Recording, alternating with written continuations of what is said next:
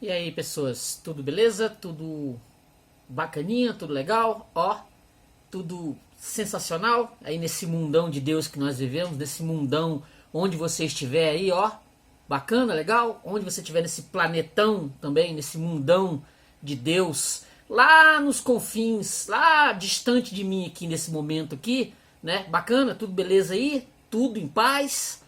Ó, antes de qualquer coisa, eu peço aí, eu sou o Paulo do canal Paulo Dharma 1970, Paulo Dharma 1970, sempre Paulo Dharma 1970. Curte o vídeo, se inscreve no canal e comenta, beleza? Ó, beleza, gente? Curte o vídeo, se inscreve no canal. Se você não curtiu o vídeo, eu não vou falar nada. Não vou falar nada, beleza? Ó, curte o vídeo, se inscreve no canal e comenta. Já um vídeo legal aqui. Tô terminando de aprontar aqui e eu já dou início aqui, beleza? Ó, curte o vídeo, se inscreve no canal e comenta. Paulo Dharma, eu sou o Paulo do canal Paulo Dharma. Curte o vídeo aí, beleza? Valeu, até já, hein?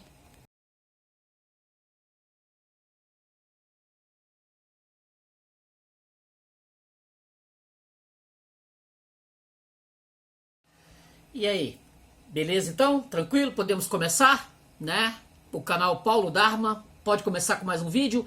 Ó, hoje eu vim com algo espinhoso que eu fiquei estarrecido, uma leitura que me deixou estarrecida. Eu já tinha um tempo atrás lido o Totem e Tabu do Freud, há um tempo atrás, que inclusive eu transformei aqui num vídeo. Se você procurar aí na listagem e botar aí vídeos, você procurar aí, tem um tempinho, Totem e Tabu, e eu tinha prometido que eu ia me enfrunhar, me embrenhar nas obras do Freud até onde eu pudesse ir, né? Até onde desse com a minha, né? Até onde desse para ir com as leituras do Freud. E eu arrumei esse Freud aqui, das obras completas dele, né? Da Companhia das Letras. Essa edição aqui. Sigmund Freud tem os 3 ensaios sobre a teoria da sexualidade, que é o que eu quero dar uma resenhazinha assim bem básica, e tem a análise fragmentária de uma histeria, o caso Dória, né? Os textos escritos entre 1901 e 1905. Então eu peguei esses 3 ensaios sobre a teoria da sexualidade, que é por volta de 1904, 1905, que o Freud desenvolveu suas teorias sobre sexualidade, que eu quero dar um panoramazinho assim bem básico, né? Para você aí que mexe com psicanálise, para você que mexe com psicologia, para você que, né, tem uma vontade aí de se embrenhar nesse material, né, que eu acho riquíssimo. Eu já tinha falado isso no Totem Tabu. Eu tinha um preconceito contra o Freud, porque eu gosto muito do Jung. Eu sou bem junguiano nas leituras, gosto do Jung. Assim, leitura do Jung para debaixo de pé de árvore, na praia, no rio, na cachoeira, sei lá. Freud nunca foi o caso. Mas aí eu comecei a me embrenhar no Freud, peguei o Totem Tabu, li, fiz a resenha, gostei pra caramba daquilo ali. Aquilo ali falou muito pra mim, ó, que eu, ser humano, 51 anos de idade, né, falou bem pra mim. E esse aqui também me abriu outros caminhos para entendimento sobre a questão da própria sexualidade, né, do humano. Por que o ser humano faz o que faz com relação à sexualidade? É um tema bem tabu, né? Porque quando nós temos a tendência a falar de tudo, mas a sexualidade ela é um tabuzão, né? Ninguém chega numa roda de amigos e familiares, né? E vai falar assim: ah, e aí, Severino, como é que você foi com a sua esposa ontem à noite? Né? Ninguém faz esse tipo de coisa. A sexualidade é algo muito tabu, muito tabu. Você com a sua namorada, com a sua esposa, você tem relacionamento aí com o seu namorado, né? Você que é homossexual, mas você não fala. É algo, você pode falar sobre tudo. Sexo é algo que não se fala, entendeu? E o Freud, em 1904, 1905, ousou sair desse clichê, desse lugar comum de não falar sobre sexualidade, falar bem en passant, né? Como nas novelas, que o casal ou nos romances, né, nos livros, que o casal não é descrito, a não ser que seja um francês do século XIX e tal, assim, bem, né, que queira causar, a sexualidade é passada assim bem ao largo, assim, você sabe que existe, você sabe que ela tá ali, né, que ela tá presente, mas não é falada. E o Freud resolveu chutar o balde, né, ele já tinha feito interpretação dos sonhos, aí ele falou, agora é a hora de falar sobre sexualidade humana. Aí vamos imaginar o tamanho da polêmica do negócio, né? Nossa senhora. Se hoje, 2022, a sexualidade é tratada assim com panos... Lembra como é que era nos filmes dos anos 50, anos 60 nos Estados Unidos? Casais dormindo em camas separadas? Jamais se falar de sexualidade, jamais demonstrar sexualidade. A nossa moral, ela é muito forte, ela é imperativa. As nossas leis morais, aquilo que tem dentro do nosso coração e está, né, e regido aí no mundo aí, nesse mundão de Deus aí. Então a sexualidade, ela é algo que você, cara, a não ser que você seja um sacana, como eu tinha amigos lá, né, que gostavam de ficar falando de coisas que eles não fizeram, né, para contar vantagem pro outro. Sexualidade é algo muito, muito escondido, muito... Ninguém vai chegar no almoço de churrasco para falar que transou com a esposa à noite. Ninguém faz isso, ninguém faz isso. E o Freud resolveu fazer isso. ele botou os 3 ensaios, né? Ele colocou os 3 ensaios, ó, que são exatamente esses aqui, ó. São sobre as aberrações sexuais, né? Que é o ensaio 1. A sexualidade infantil, essa então piorou, né? Essa piorou. E as transformações da puberdade, quando a criança, né, ela sai da sexualidade dela, aflora, segundo Freud, dos primeiros 4 anos, quando tem o contato da mãe, a sexualidade infantil, quando o contato do recém-nascido com a mãe, quando o recém-nascido vai sugar o seio da mãe para tirar o leite, aquilo ali para ele já é um prazer sexual.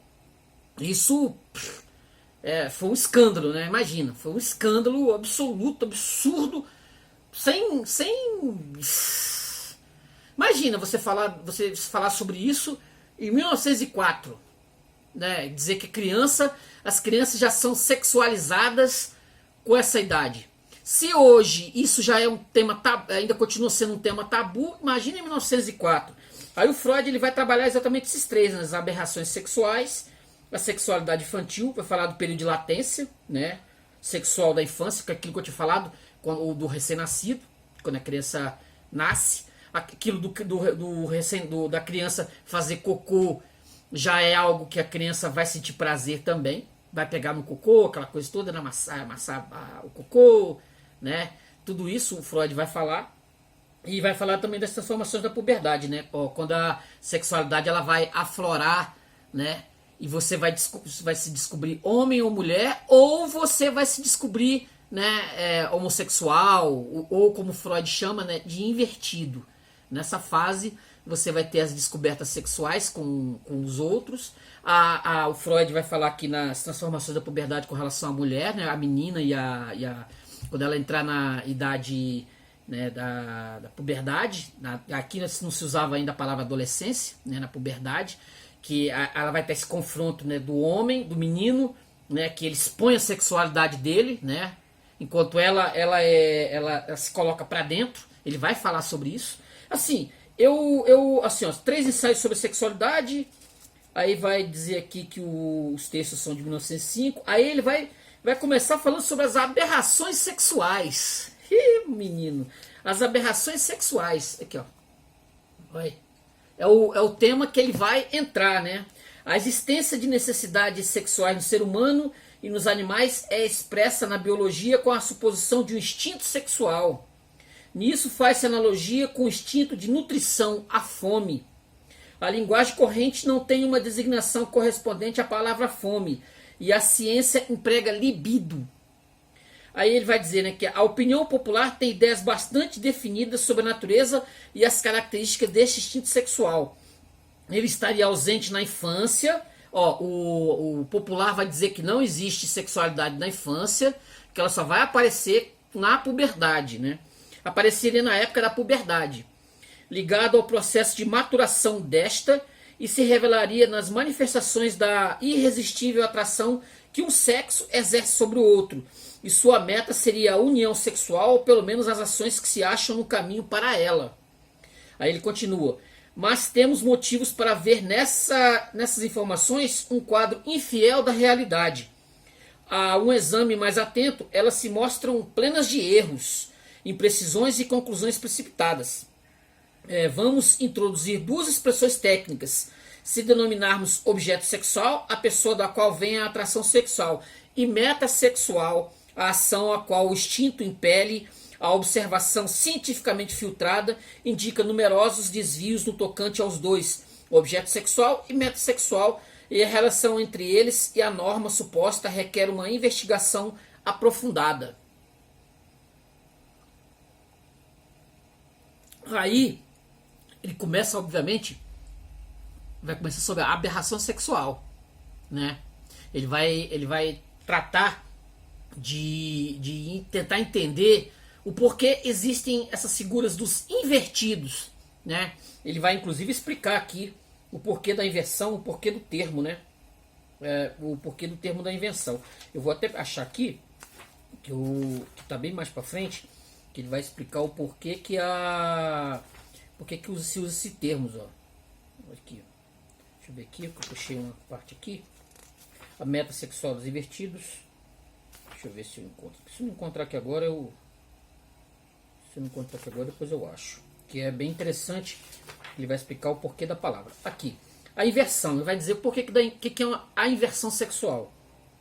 Ó, as pessoas em questão se comportam de maneiras diversas em diferentes aspectos. São absolutamente invertidas, ou seja, seu objeto sexual pode ser apenas do mesmo sexo, enquanto o sexo oposto não é jamais objeto de anseio sexual para elas, deixando-as frias ou mesmo lhes causando aversão. Sendo homens, essa aversão os torna incapazes de perfazer o ato sexual normal ou de nele sentir prazer. B. São invertidos anfigênios, hermafroditas psicossexuais, isso é, seu objeto sexual tanto pode pertencer ao mesmo sexo como ao outro. Falta o caráter de exclusividade à inversão. E C. São invertidos ocasionais, ou seja, em determinadas condições externas, entre as quais se acham, primeiramente, a inacessibilidade do objeto sexual normal e a imitação. Podem tomar uma pessoa do mesmo sexo como objeto sexual e ter satisfação com ela no ato sexual. Além disso, os invertidos variam bastante em seu julgamento sobre a peculiaridade de seu instinto sexual. Alguns veem com naturalidade a inversão. Isso acontece muito nos dias de hoje, né? A gente convivendo para lá e para cá, a gente sabe. Alguns veem com naturalidade a inversão, tal como um indivíduo normal vê a direção de sua libido e afirmam energicamente que é tão legítima quanto a normal. Outros, porém, rebelam-se contra o fato da sua inversão, sentindo-a como obsessões patológicas, daqueles que se incomodam. Aqueles indivíduos que eles são invertidos, como Freud diz, como a gente conhece hoje na terminologia, os homossexuais, eles se incomodam pelo fato deles não estarem na chamada normalidade sexual, que eles são vistos como estranhos, vistos como diferentes. Aquilo incomoda ele. Tem alguns que não. Eu conheci alguns que viviam a vida normalmente e isso não incomodava. Mas aí nesse bolo tem esses que se incomodam. Outras variações dizem respeito a circunstâncias de tempo. A particularidade da inversão no indivíduo pode datar desde o início até onde sua memória alcança ou haver sido notada por ele apenas em determinado período antes ou após a puberdade. Essa discussão hoje ela é bem, né? Tem uma turma muito grande aí que diz que o ser humano já nasce homossexual, né? Já nasce. Outros já, segundo o próprio Freud aqui, isso varia, né, na puberdade. Essa característica pode se conservar por toda a vida, recuar temporariamente ou representar um episódio no caminho para o desenvolvimento normal. E pode também se manifestar só tardiamente na vida, após o transcurso de um longo período de atividade sexual normal. Quer dizer, vai ser o sujeito vai se descobrir homossexual com 50 anos de idade, 60 anos de idade. Tem, né? Também já se observou uma oscilação periódica entre o objeto sexual normal e o invertido. De particular interesse são os casos em que a libido se altera no sentido da inversão, depois que o indivíduo teve uma experiência dolorosa com o objeto sexual normal. Quer dizer, eu tenho um relacionamento normal com minha esposa ou com minha namorada, aquilo me desagrada de alguma forma e eu acabo me transformando no homossexual. Não sei como é que é isso, né? Mas enfim, olha lá. Aí ele vai explicar. Aí ele vai falar sobre a degeneração. A degeneração está sujeita às críticas que se fazem ao uso indiscriminado do termo. Tornou-se costume atribuir à degeneração todo tipo de manifestação patológica que não seja claramente traumática ou infecciosa. Aí ele vai falar que, vai falar dos desvios. Quando vários desvios sérios da norma não se apresentarem, por que é considerado uma degeneração sexual? Quando vários desvios sérios da norma não se apresentarem simultaneamente, quando as capacidades de funcionamento e de existência não parecerem seriamente comprometidas. Aí ele vai aqui, né? Vários fatos demonstram que os invertidos não são degenerados no sentido legítimo. Encontramos a inversão em pessoas que não exibem outros desvios sérios da norma. O mesmo ocorre em pessoas que não têm a capacidade de funcionamento prejudicada, pelo contrário, que se distingue por elevado desenvolvimento intelectual e cultura ética. Quer dizer, ser invertido não significa que você seja uma aberração sexual, segundo Freud. Tá? Só para ficar bem claro. O Freud coloca isso. Você pode levar uma vida absolutamente normal, ser um pagador dos seus impostos, ser uma pessoa sem nenhuma, né, nada, e você não ser uma aberração sexual, não ser considerado uma doença, né, uma doença, que nem é, né, segundo hoje em dia você ser homossexual, antigamente ainda se considerava, hoje já não é, você não é um ser doentio, porque há muitos anos atrás, 60 anos atrás, 50 anos atrás, ser homossexual era considerado pelos outros como um ser que precisava de cura, uma cura sexual, né? Olha lá. Se não consideramos os pacientes de nossa experiência médica e buscamos abranger um círculo mais amplo, deparamos lançando o olhar em direções distintas com fatos que não permitem conceber a inversão como sinais de degeneração. Freud, hein? Isso é a psicanálise, tá, gente? É o material psicanalítico. É preciso levar em conta que a inversão era um fenômeno frequente, quase uma instituição dotada de funções importantes em povos antigos que estavam no apogeu de sua cultura. Freud coloca como normalidade, como algo normal no passado. Ela se acha bastante disseminada em muitos povos selvagens e primitivos e costuma se limitar o conceito de degeneração à alta civilização. Mesmo entre os povos civilizados da Europa, o clima e a raça tiveram a mais forte influência na difusão e na atitude ante a inversão. Porque na própria Europa, que nesse período aqui do Freud, que ele está escrevendo isso aqui, era crime o indivíduo ser um invertido. O Oscar Wilde, inclusive, foi preso. Né? Ele foi preso e só não morreu na prisão, mas logo que ele saiu da prisão, ele morreu. Aí ele vai entrar aqui em outras considerações. Aqui, eu quero passar aqui para um outro ponto aqui. Olha lá, objeto sexual dos invertidos. A teoria do ele vai falar sobre hermafroditismo, bissexualidade. Olha só que interessante isso aqui, ó. Até o momento, a psicanálise não apresentou um esclarecimento completo da origem da inversão, mas desvelou o mecanismo psíquico de sua gênese e enriqueceu consideravelmente a colocação do problema. Em todos os casos investigados, constatamos que os futuros invertidos passam nos primeiros anos da infância por uma fase de intensa, mas breve fixação na mulher, geralmente a mãe. Eu ao longo da vida também notei que muitos dos homossexuais eles tinham uma paixão quase louca pela mãe, figura filho único e aos cuidados da mãe, né? Mas aqui o próprio Freud está dizendo, geralmente a mãe. E após superá-la, identificam-se com a mulher e tomam a si próprios como objeto sexual, ou seja, partindo do narcisismo, buscam homens jovens e semelhantes a si mesmos, que querem amar assim como a mãe os amou. Cara, Freud é demais. Além disso, com frequência vimos que supostos invertidos não eram absolutamente insensíveis ao encanto da mulher, mas continuamente transpunham a excitação por ela despertada para um objeto masculino. Desse modo, repetiam durante toda a vida o mecanismo pela qual sua inversão havia surgido. Seu compulsivo anseio pelo homem revelou-se determinado pela incessante fuga da mulher. Aí ele vai dizer aqui ainda, né? A investigação psicanalítica se opôs decididamente à tentativa de separar os homossexuais das outras pessoas como um grupo especial de seres humanos. Não são especiais, são seres humanos como outro qualquer.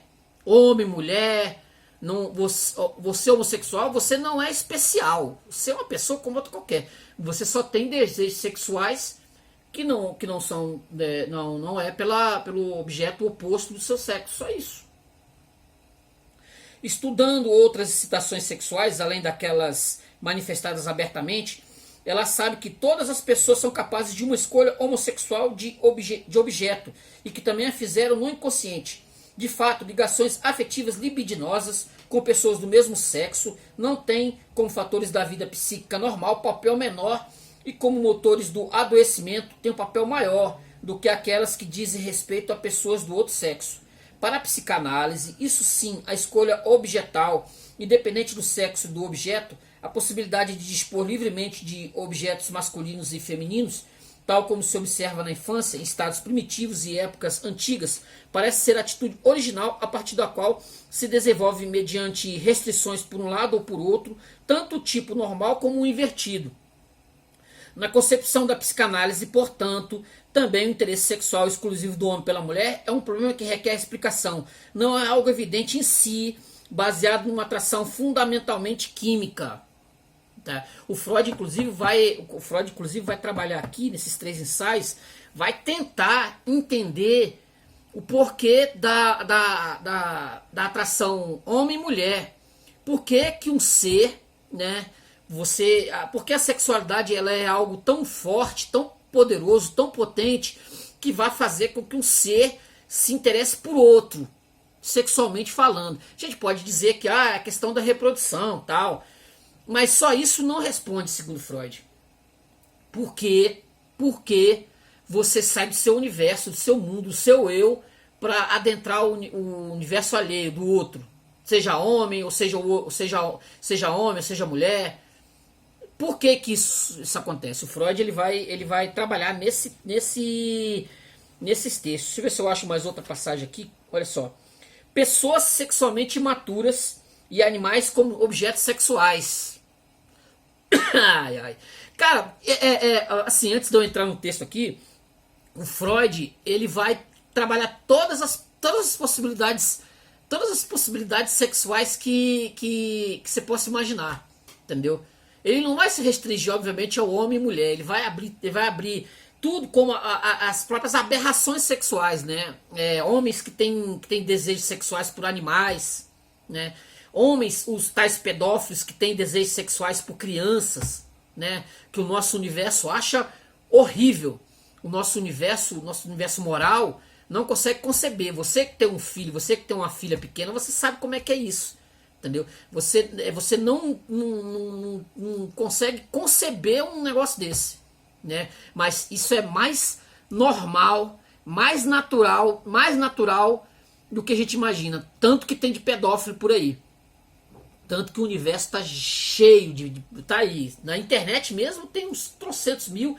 De vez em quando estoura-se aí, né? As redes aí da pedofilia. Por quê? Porque por mais que a lei e a nossa moral ela se enquadre, ela se coloque as pessoas dentro da caixa, a sexualidade ela sai pelas orelhas.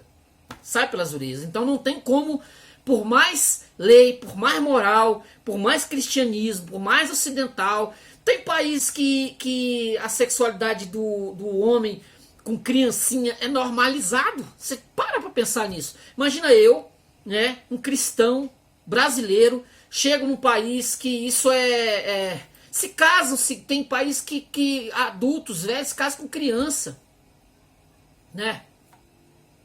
Assim, pro meu conceito, pra minha existência, isso é horrível. Mas dentro desse processo de mundo desse povo, desse pessoal, normal. Pro pedófilo é absolutamente normal ele sentir desejo sexual por uma criança. Quer dizer, assim, pra mim é horror, mas pro pedófilo não é. Mas a nossa lei pune. Nossa lei pune. Há uma questão aí das pessoas de esquerda que querem normalizar isso também. Você que está aí do outro lado, sabe como é que é? É assim, não quer que haja punição pro pedófilo. É um desejo de muitos aí que querem quebrar tabus, né? Querem quebrar os tabus e querem normalizar essa ideia de homem com criancinha. Homem com criancinha. Querem normalizar isso. Não vai rolar, gente. Não rola. Aqui no nosso processo, no nosso mundo aqui conservador, não rola. De jeito nenhum. Olha aqui o que o Freud fala aqui, ó. Por razões estéticas, bem se gostaria de atribuir essas e outras graves aberrações aos doentes mentais, ó. Mas não seria correto. A experiência mostra que esses não têm distúrbio de instinto sexual diferente dos observados em pessoas normais, em raças e classes inteiras. Assim, observa-se o abuso sexual de crianças entre professores e cuidadores com inquietante frequência. Cara, isso é sensacional, porque o ambiente escolar é onde o pedófilo ele vai buscar, né? Ele vai buscar o desejo sexual dele, ele vai se infiltrar no meio de exatamente onde tem criança, né? Porque eles têm mais, olha lá, e cuidadores com inquietante frequência. Isso em 1904 ele falando, hein? Imagina hoje, 2022. Assim, observa-se o abuso sexual de crianças entre professores e cuidadores com inquietante frequência, mas apenas porque eles têm mais oportunidades para isso. Os doentes mentais exibem uma aberração dessas, apenas intensificada ou o que é particularmente significativo, tornada exclusiva e posta no lugar da satisfação sexual normal. Então o Freud vai dizer que essas pessoas que têm desejo por criança aí, que vai trabalhar em escola, por exemplo, não são malucos não, é gente aí que tá por aí, gente normal, gente que tá perto de você, seu tio, sua tia, seu amigo, sua amiga. Não tem essa. Ele não vai colocar isso como fato de aberração sexual, não. São gente normais aí, cumpridoras das leis, religiosas, muitos religiosos, né? Muitos religiosos, por exemplo, se filtram exatamente nesse processo, por exemplo, de ensinar, catequizar ou coisa que valha, e aí tem um contato com criança. Fica de olho, fica esperto. Olha lá, o Freud é genial, gente. Freud é genial. Olha só. Essa curiosa relação das variações sexuais com os degraus que vão da saúde à doença mental é algo que dá o que pensar. Eu diria que o fato em questão indica que os impulsos da vida sexual estão entre aqueles que mesmo normalmente são os menos controlados pelas atividades psíquicas superiores. Quem é mentalmente anormal em algum outro aspecto de uma perspectiva social ou ética também costuma ser na vida sexual, segundo a minha experiência, Freud falando. Mas muitos são anormais na vida sexual. Em todos os outros pontos estão conformes à média. Acompanharam em sua pessoa a evolução cultural humana, cujo ponto fraco permanece a sexualidade. Quer dizer, aquilo que eu tinha dito, o ser humano, ele muitas vezes eles não são, o Freud está dizendo, não são normais, não são anormais. Tá aí no mundo aí, tá aí girando por aí, não são anormais. Vamos ficar esperto, entendeu? Aí aqui ele vai falar sobre desvios relativos à meta sexual, vendo? Aí ele vai falar de como é que se usa, o corpo, né? O corpo ele vai se expandir sexualmente de todas as formas, mas eu não vou entrar nesse detalhe aqui no vídeo, tá? Se quiser você leia. Deixa eu ver aqui mais. Aí ele vai falar do fetichismo. Ixi, Maria. Vai falar de fetichismos. Ixi, mano. Vai muita coisa. Sadismo e masoquismo, sadismo, sadomasoquismo. Vai falar. Nesses 3 ensaios ele vai dar uma geral sobre tudo que eu falei, sobre tudo sobre sexualidade, sobre as perversões. Ele vai falar sobre as perversões, ó.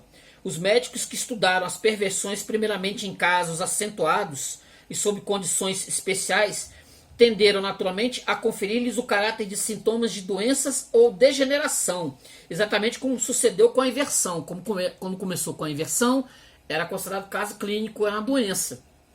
Entretanto, é mais fácil rejeitar essa concepção no caso das perversões. A experiência diária mostra que essas extensões, em sua maioria, ao menos sérias entre elas, de toda forma, são um componente que raras vezes falta na vida sexual das pessoas sãs e que essas as julgam como as outras intimidades. Quando as circunstâncias favorecem também o indivíduo normal, durante um bom tempo pode substituir por uma perversão dessa a meta sexual normal ou conceder-lhe um lugar ao lado desta.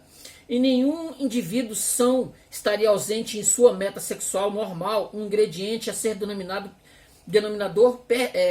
perverso. E já bastaria essa universalidade para demonstrar como é inadequada usar reprovativamente o nome perversão. Justamente no âmbito da vida sexual, deparamos com dificuldades especiais superáveis atualmente ao querer traçar uma nítida fronteira entre simples variações no interior da escala fisiológica e sintomas patológicos. Então ele vai dizer que muitos dos casos da perversão, né, de gente com perversão sexual, não é caso de patologia, é gosto, entendeu? É gosto.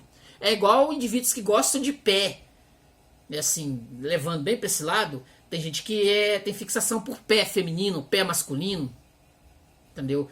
Aí você, ou aquelas pessoas que se penduram. Ai, Deus do céu. Gente, tem de tudo nesse mundo, gente. Eu sei, você aí que pode ser um praticante, você que é um praticante, não vá achar que eu estou debochando. Não é. É porque cada um é um universo, gente. Ser humano é demais. Cada um é um universo. Ser humano é um universo. Dentro de cada um tem os gostos. Tem os gostos. Tem gente que gosta de um tipo de coisa, tem outro que gosta de um tipo de coisa, de outra coisa, e aí vai. Cada um é único, entendeu? Eu tenho os meus gostos, você tem os seus. Eu não tenho direito de julgar o que você gosta. Assim como você também não tem o direito de julgar o que eu gosto. Básico assim, ficamos assim, beleza? Aí, ó. Aí o Freud vai falar o instinto sexual dos neuróticos. Na psicanálise, uma contribuição importante ao conhecimento do instinto sexual em pessoas que ao menos se acham próximas das normais pode vir de uma fonte que alcançamos apenas por determinada via. Há somente um meio de conseguir sobrevida sexual dos assim chamados psiconeuróticos ou acometidos de histeria, neurose obsessiva, da erradamente denominada neurasteia, certamente também de demência precoce, paranoia, informações sólidas que não induza a erros, submetendo-os à indagação psicanalítica utilizada no procedimento terapêutico introduzido por Breuer, que era amigo do Freud. Por Breuer e por mim em 1893, então denominado catárquico. Aí ele vai passar aqui sobre todos os casos, né, no que a psicanálise diz sobre a questão da histeria sexual, neurose, perversão,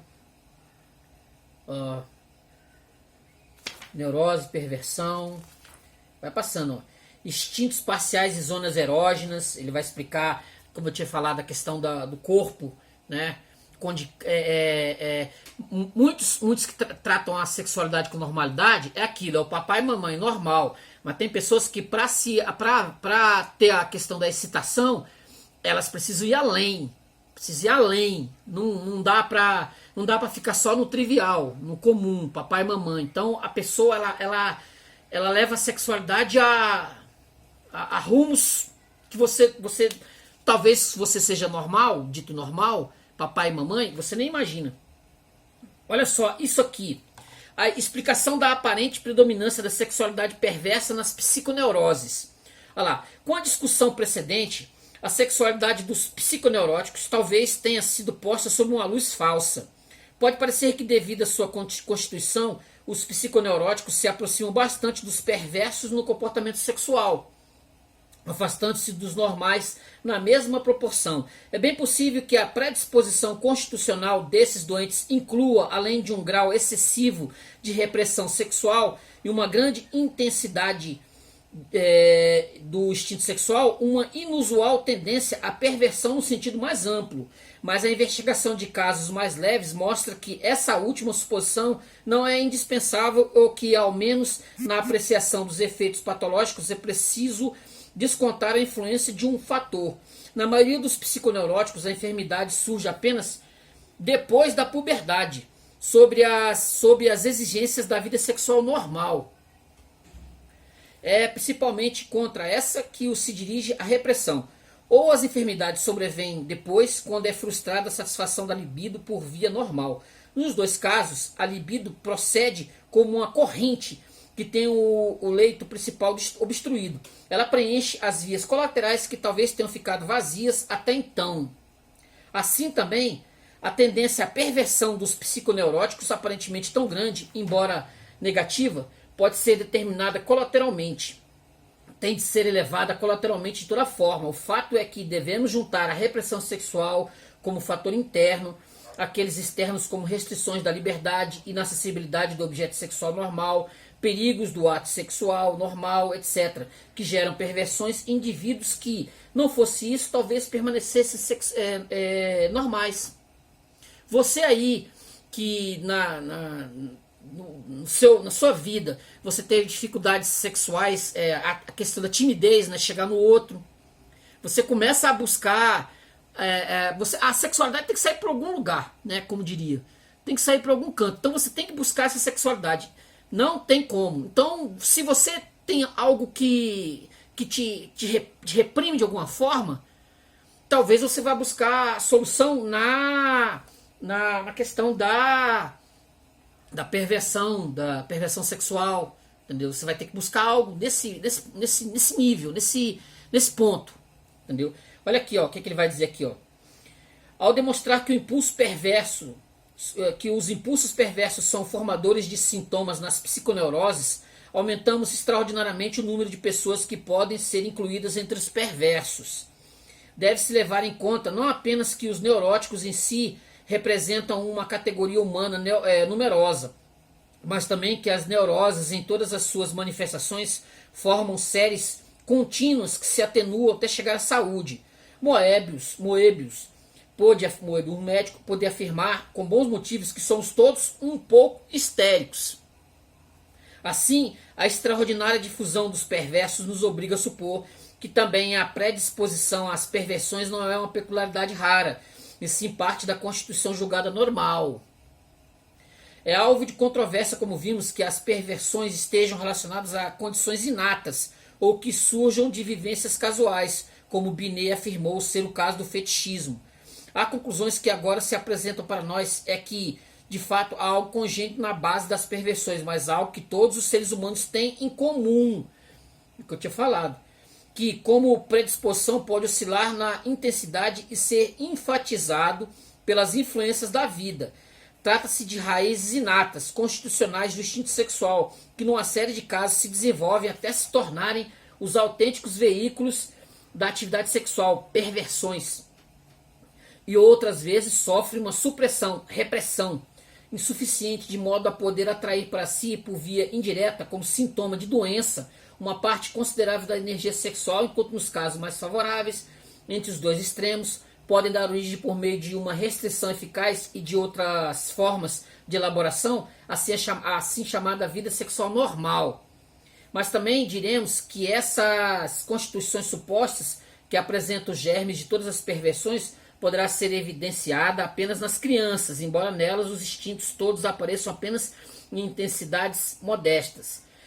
Vislumbramos assim a fórmula de que os neuróticos mantêm o estado infantil de sua sexualidade ou são remetidos de volta a ele. E desse modo o nosso interesse se voltará para a vida sexual das crianças. Aí ele vai entrar na sexualidade infantil aqui. Ó, como é que ele começa? Na concepção popular do instinto sexual, ela está ausente na infância. Aquilo que a gente tinha dito, né? Que para as pessoas populares, para o senso comum, sexualidade não existe na infância. O Freud disse que ela começa logo no nascimento. e desperta somente no período da vida que designamos como puberdade. Isso não é um erro qualquer, mas de grandes consequências, pois principalmente a ele devemos nosso atual desconhecimento das condições fundamentais da vida sexual. Um estudo aprofundado das manifestações sexuais infantis provavelmente revelaria os traços essenciais do instinto sexual, mostraria seu desenvolvimento e nos faria ver sua composição a partir de várias fontes.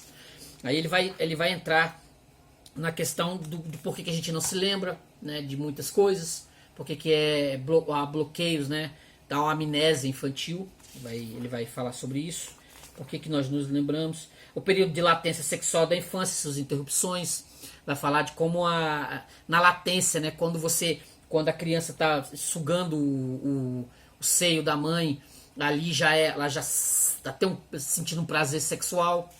Isso há muitas controvérsias, né? Nossa, isso.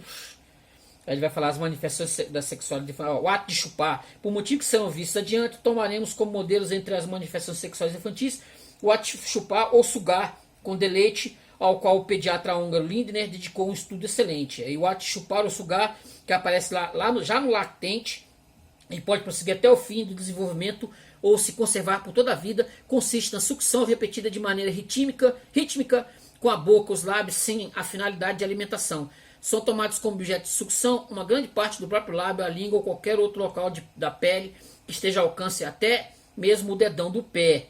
Muitas crianças, até certa idade, elas chupam o dedo, elas ficam chupando o dedo, né?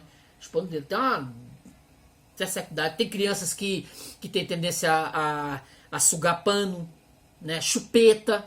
Tudo isso para Freud é a sexualidade precoce. O autoerotismo vai falar. Aí vai falar sobre a sexualidade infantil, a metasexual, né? Consiste em gerar a satisfação por meio da estimulação apropriada da zona erógena escolhida de uma forma ou de outra. Tal satisfação deve ter sido vivenciada anteriormente, deixando assim a necessidade de ser repetida, e não deve nos surpreender que a natureza tenha encontrado meios seguros para não deixar ao acaso essa vivência da satisfação. As manifestações sexuais masturbatórias, vai falar por que a criança se masturba, vai falar sobre isso. As zonas genitais, tanto menino quanto menina. Vai falar da segunda fase da masturbação infantil. O onanismo do bebê parece desaparecer após breve tempo, mas prosseguindo ininterruptamente até a puberdade, constitui o primeiro grande desvio em relação ao desenvolvimento pretendido para o homem civilizado. Muitas religiões, a Igreja Católica, por exemplo, ela punia muito a criança por conta da masturbação, né? Castigo, punição. Olha lá, vai falar sobre a masturbação do lactente. Olha isso aqui, predisposição polimorficamente perversa. É instrutivo que a criança, sob a influência da sedução, possa se tornar polimorficamente perversa, ser induzida a todas as extensões possíveis. Isso mostra que ela é constitucionalmente apta para isso. A realização encontra poucas resistências porque as barragens psíquicas para as extensões sexuais, vergonha, nojo e moral, ainda não foram erguidas ou se acham em construção, segundo a idade da criança. Nisso, ela não se comporta diferentemente da mulher mediana inculta, digamos, na qual se conserva a mesma predisposição polimorficamente perversa. Nas condições habituais, esta pode se manter sexualmente normal, mas sob a orientação de um hábil sedutor, tomará gosto em todas as perversões e as conservará em sua atividade sexual. A mesma predisposição polimórfica, ou seja, infantil, é aproveitada pelas meretrizes em suas atividades sua atividade profissional. Dado o imenso número de mulheres prostitutas e daquelas a quem se deve atribuir a capacidade para a prostituição, embora tenham escapado à profissão, torna-se impossível não reconhecer algo universalmente humano e primordialmente nessa predisposição uniforme a todas as perversões. Olha que mais coisa. Já vai falar aqui da enigma da esfinge. Não são interesses eróticos, mas sim de natureza prática que põe em marcha o trabalho de pesquisa na criança. Aí ele vai explicar o porquê que ele foi trabalhar algo tão... Ele vai explicar porquê que ele foi trabalhar algo tão sério, né? Que mexer com sexualidade infantil não é moleza. Imagina, como eu falei, em 1904, 1900 e pouco. Olha lá, não são interesses teóricos, mas sim de natureza prática, que põe em marcha o trabalho de pesquisa na criança. A ameaça de suas condições de existência com a vinda suposta ou sabida de uma nova criança, o temor de perder cuidados e amor, como resultado disso, tornam a criança pensativa e sagaz. O primeiro problema de que ela se ocupa não é em conformidade com a história do despertar desse instinto, a questão da diferença entre os sexos, mas sim este enigma de onde vêm as crianças, que muitas crianças se perguntam. Numa roupagem deformada que facilmente é possível retificar, esse é também o enigma que a esfinge de Tebas propõe.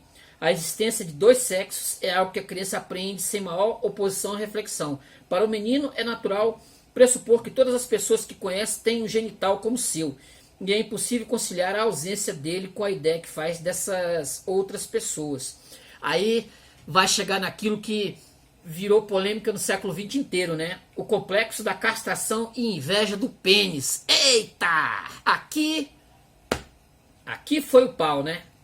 O garoto mantém energicamente essa convicção, defende-a tenazmente contra as objeções que a evidência não tarda a apresentar e a abandona somente após duras lutas interiores, o complexo da castração. Os substitutos desse pênis perdido da mulher têm papel importante na configuração de muitas perversões. A suposição de que há o mesmo genital masculino em todas as pessoas é a primeira das teorias sexuais infantis singulares e prenhes de consequência.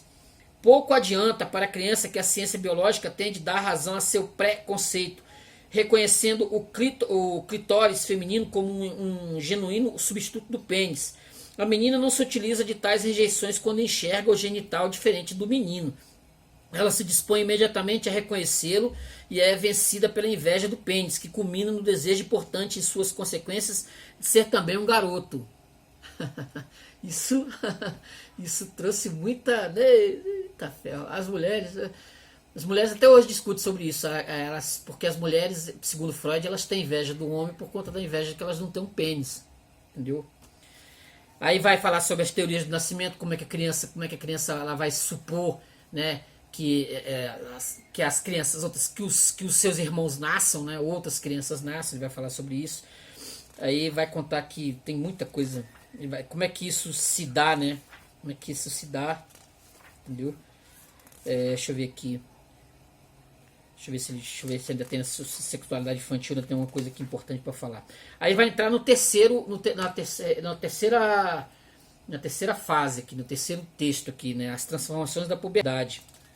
Quando a criança deixa de ser criança e ela vai entrar na puberdade e aí a sexualidade pulsando forte nela, e aí ele vai explicar assim, porque da nossa moral, a criança, o adolescente, ele tem que, né, a sexualidade tá bombando ali nele, tá bombando nas ureias. E como isso vai como você vai administrar isso? Como esse adolescente, né, como esse púbere, né, não sei se é essa palavra, como ele vai administrar isso? O primado das zonas genitais e o prazer preliminar, a tensão sexual que eu falei, né, ó. O caráter de tensão da excitação sexual coloca um problema cuja solução é difícil e ao mesmo tempo relevante para a compreensão dos processos sexuais. Apesar de todas as diferenças de opinião que vigoram na psicologia no tocante a esse tema, devo sustentar que uma sensação de tensão tem necessariamente o caráter de desprazer. É decisivo para mim o fato de tal sensação trazer consigo o impulso para a mudança da situação psíquica e de atuar de forma instigadora, o que é inteiramente alheio à natureza do prazer que se sente. Mas se incluirmos a tensão da excitação sexual entre as sensações desprazerosas, defrontamos com o fato de que indubitavelmente é sentida como prazerosa. A tensão gerada pelos processos sexuais é sempre acompanhada de prazer. Até mesmo nas mudanças preparatórias que há nos genitais, se nota claramente uma espécie de sensação de satisfação. Como se conciliar a tensão desprazerosa e a sensação de prazer? Fica para você aí pensar. Vendo? Olha lá, mecanismos do prazer preliminar, perigos do prazer preliminar, olha lá, problemas da excitação sexual, né, no adolescente, que aqui não se usava essa palavra, os órgãos sexuais internos, teoria química, a teoria da libido, né, aqui ó, harmonizam-se bem com essas conjecturas sobre os fundamentos químicos da excitação sexual, as concepções auxiliares que criamos para lidar com as manifestações psíquicas da vida sexual. Estabelecemos o conceito de libido como uma força quantitativamente variável que poderia medir processos e transposições no âmbito da excitação sexual. Considerando a sua origem especial, diferenciamos essa libido da energia que deve subjazer aos processos psíquicos em geral, e assim lhes emprestarmos também um caráter qualitativo. Ao distinguir entre energia libidinal e outra energia psíquica, imprimimos o pressuposto de que os processos sexuais do organismo se diferenciam dos processos de nutrição por uma química especial. A análise das perversões e psiconeuroses nos fez ver que essa excitação sexual não vem só das assim chamadas partes genitais, mas de todos os órgãos do corpo. Por consequente, formamos a concepção de um quantum de libido, cuja representação psíquica chamamos de libido do eu, e cuja produção, aumento ou diminuição, distribuição e deslocamento deve nos oferecer possibilidades de explicar os fenômenos psicossexuais observados. Aí ele vai falar sobre o que vem a ser essa libido, que está em nós, independente do seu desejo sexual, por qualquer coisa que seja.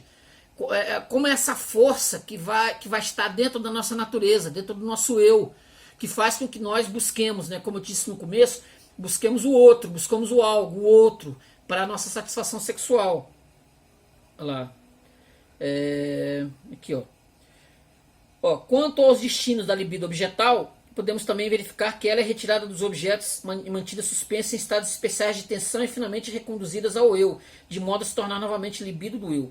Também chamamos a libido do eu, em contraposição à libido objetal, libido narcísica, né? Desde o ponto de observação da psicanálise, olhamos como através de uma fronteira cuja ultrapassagem não nos é permitido para o agitado interior da libido narcísica, e formamos uma ideia da relação entre as duas.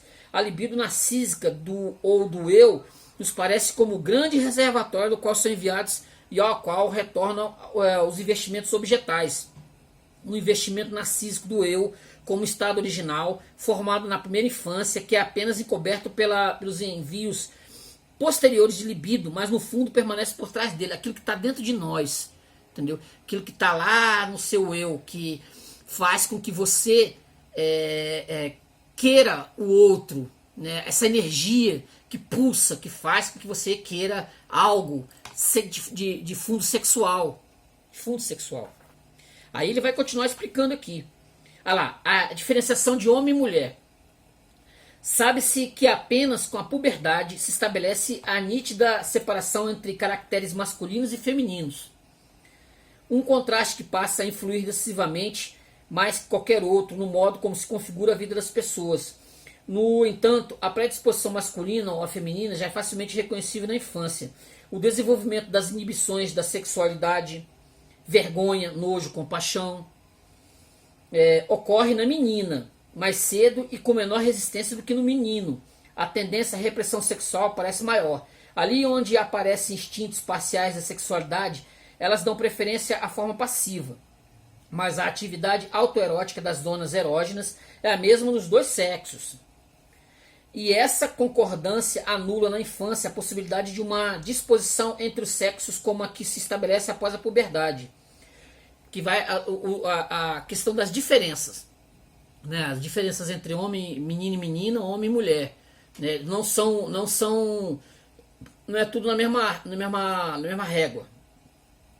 Considerando as manifestações sexuais autoeróticas e masturbatórias, é possível sustentar que a sexualidade das garotas pequenas tem caráter completamente masculino.